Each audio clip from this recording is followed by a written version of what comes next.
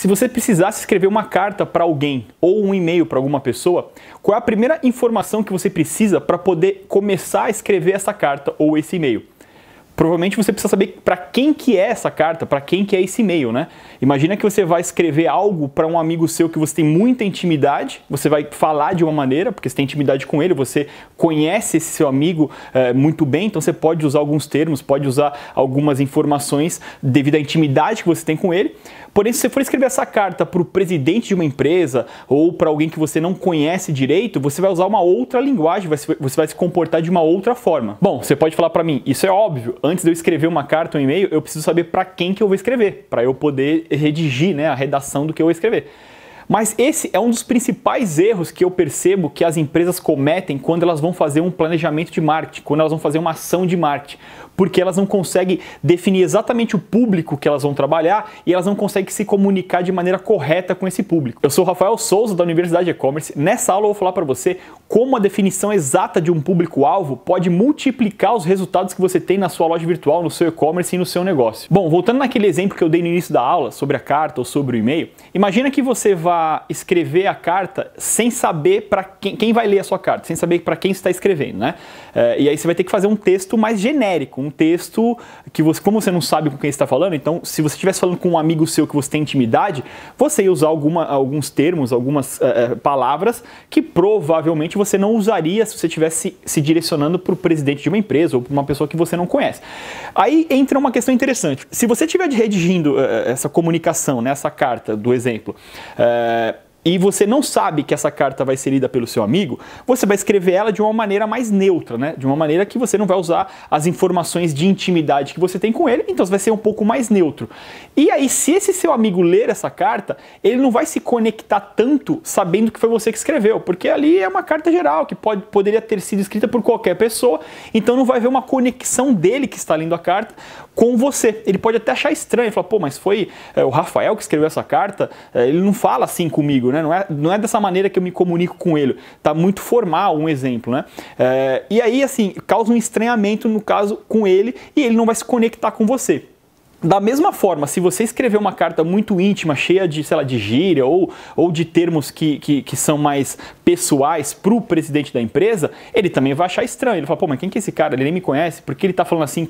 Porque ele está se direcionando assim para mim, né? Então, por isso que é importante você saber com quem você está falando, para que você coloque elementos na sua comunicação que realmente conectem com essa pessoa, porque tendo a conexão, você vai conseguir fazer o engajamento acontecer. Se você fizer uma comunicação mais genérica, superficial, essa conexão não vai existir e o seu resultado, consequentemente, vai ser comprometido nessa comunicação. Então eu trouxe aqui um exemplo, falando aí já na questão de negócio, do público A e do público B, né? Então vamos imaginar o seguinte, que você defina dois públicos de atuação para o seu negócio. Então no público A, você coloca ali uma faixa etária das pessoas, uma classe social para essas pessoas, um comportamento específico, marcas que essas pessoas gostam, ou o que essas pessoas gostam de, sei lá, de comprar, de vestir, que páginas que elas curtem no Facebook, e do público B você faz a mesma coisa, mas com um público um pouco diferente, com outro comportamento. E imagina que a gente tem 1000 pessoas em cada público, então a gente tem 1000 pessoas no público A, e a gente tem 1000 pessoas no público B. Se você fizer uma comunicação na sua divulgação de marketing, imagina que você vai fazer um anúncio no Facebook, ou você vai fazer um anúncio no seu site, ou no Google, qualquer tipo de anúncio que você for fazer, imagina que você, nesse anúncio, use uma comunicação geral, uma comunicação com palavras mais gerais, sem usar um elemento de intimidade ali, uma linguagem mais apropriada para aquele tipo de público, né? Imagina que nesse público A você está falando com pessoas mais jovens e no público B você está falando com pessoas mais idosas e tudo mais. Dependendo do termo que você usa no anúncio, se ele for um termo que só os jovens entendem, o público B não vai reconhecer e não vai ter conexão. E aí, para você tentar falar com os dois públicos, o erro que as empresas cometem hoje fala uma palavra que os dois públicos vão entender, coloca um anúncio que ambos os públicos entenderão, para eu conseguir falar com todo mundo. E aí, o que acontece? Dessas 1000 pessoas que tem no público A e dessas 1000 que tem no público B, com esse tipo de anúncio que eu estou falando com todo mundo, pode ser que eu consiga pegar 10 pessoas do público A e pegar 10 pessoas do público B, né? O pegar que eu digo eu consigo fazer uma venda para 10 pessoas ou fazer com que essas 10 pessoas interajam comigo. Então eu fiz a comunicação genérica, 10 pessoas do público A responderam a esse meu anúncio, ou comprando, ou se cadastrando, ou interagindo comigo, depende do anúncio que você está fazendo, e 10 pessoas do público B fizeram a mesma coisa.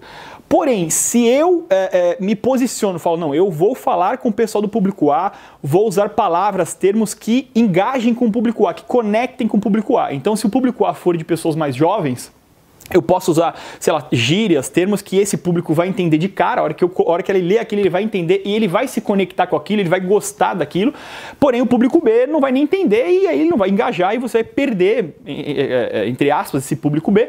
Mas o que vai acontecer é, você vai conseguir vender muito mais para o público A do que para o público B. Então, pegando ainda esse exemplo, né, se a gente pegar e mudar a comunicação, ou seja, eu me comunicar com o público A de uma maneira que eu me conecte com ele, que eu use os termos, a linguagem para esse público, o que provavelmente vai acontecer e o que acontece com as empresas que fazem essa comunicação de uma maneira assertiva é, das mesmas 1000 pessoas que tem no público A e das mesmas 1000 pessoas que tem no público B, pode ser que eu vou conseguir me conectar aqui com 50 pessoas e aqui pode ser que eu me conecte com 0 pessoas, ou 1, 2, sei lá. Mas se você vê que naquele exemplo anterior que eu fiz uma comunicação genérica, na soma, que eram 10 mais 10, eu tinha conseguido uma conversão de 20 pessoas, correto?